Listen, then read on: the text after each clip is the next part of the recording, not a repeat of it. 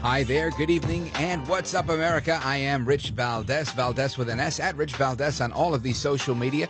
This is hour number 2 of our program here, America at Night. You're welcome to give us a call, 833-482-5337. We'll be taking your calls on the topic at hand, which is around the Second Amendment, but specifically the increase in gun sales. And it makes a lot of sense that there'd be an increase in gun sales when you see headlines like this.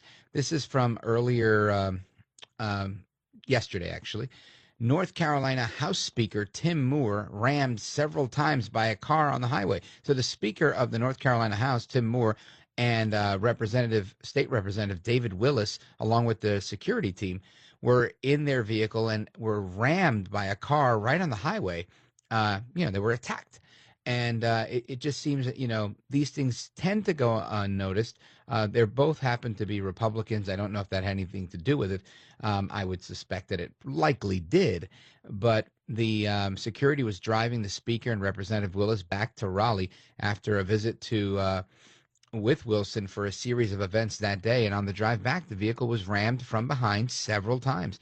And the General Assembly, the police, and the State Highway Patrol were all responding to this and, conducting their investigation. This is just one example. I look at another headline here. Listen to this. 3 boys, ages 13, 14, and 16, charged in horrific after-school murder of a New York City teen, and this happened over a girl. Yeah, you heard that right. 3 boys, ages 13, 14, and 16, are charged with a murder that happened after school of a New York City teen, and this happened over a girl. I mean, people are afraid to be around anybody, right? You've got little kids that are killing people now. Things are out of control, so it makes all the sense in the world to me that we'd see a spike in FBI gun sales and background checks, right? It looks like 6.5%, according to the Washington Examiner. Several states are reporting a similar, actually a way larger increase. And with us to not only help us understand this, but to kind of give us some real insight on this is Emily Taylor. She's from the Armed Attorneys at the Walker Taylor Law Firm, and that's walkertaylorlaw.com. And I want to bring her into the program. Emily Taylor, welcome to the program.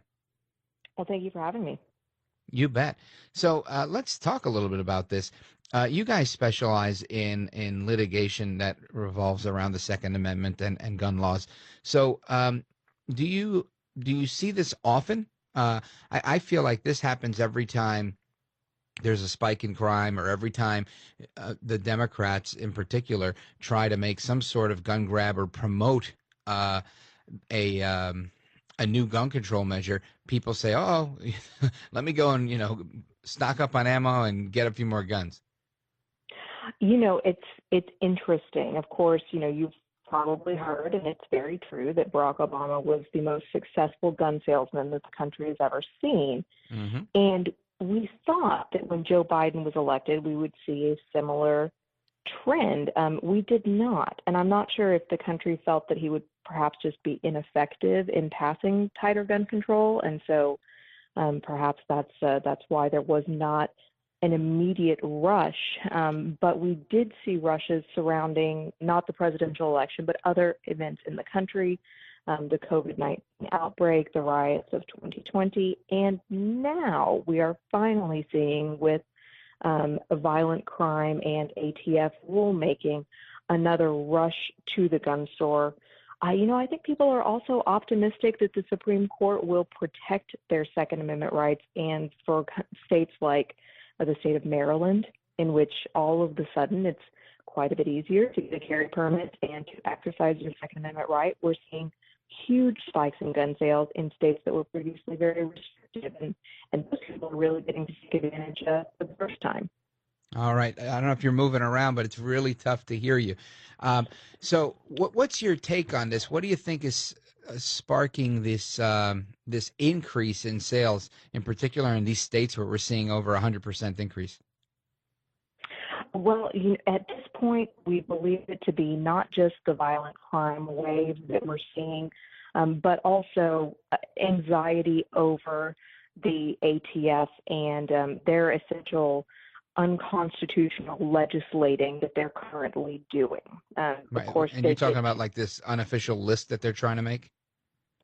well, not just that, and that list is unfortunately made. But we see as Congress cannot pass effective gun control, which is very good in my book because we have all of the gun laws we need on the books and perhaps too many right now.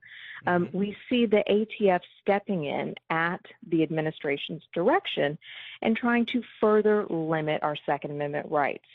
They limited our 80% lowers, which of course they call ghost guns.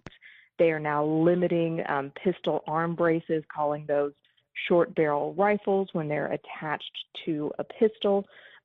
It is only going to increase and get worse and worse until there is some sort of break, hopefully with the Supreme Court reining them back in. Now, you would think, at least I would think, and maybe you could explain this, when the Supreme Court ruled on what they ruled, I guess it was last June. Mm-hmm. Why are we seeing? Is this more of the same? Is this a bunch of new laws that are trying to stifle gun sales, gun use, gun ownership, but ultimately will be challenged and probably be thrown out by the court? Absolutely. I see this as being very similar to states passing laws in the wake of the Supreme Court requiring people to desegregate decades ago. I think what we're seeing is reactionary, a thumb in the eye to progress being made in this country. And unfortunately, it's going to take further judicial action to rein these states in. But I don't know if this is the road that you went down as well, but naively last summer, I thought, well, surely this is the end. All of these bricks now fall. And it is really what we've seen is states passing worse and more restrictive laws that the Supreme Court will then have to take down. Yeah, it's exactly what we're seeing. We see in New York doubled down, and I think everybody, around New York, like New Jersey, now has a piece of legislation where they're saying, sure, you want to carry your gun, no problem. You're going to need an insurance policy. You're not allowed to carry it here, here, here, here, here, and here, and they just make it so that it's even harder than it was before. And it's remarkable to me, but it seems like they're willing to play this battle of attrition and keep things tied up in litigation.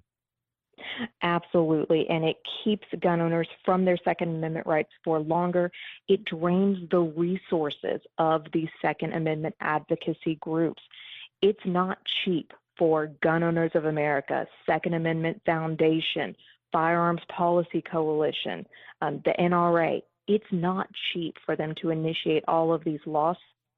And, boy, if that's part of their strategy, it is very wise because it just takes those coffers and whittles them down further and further.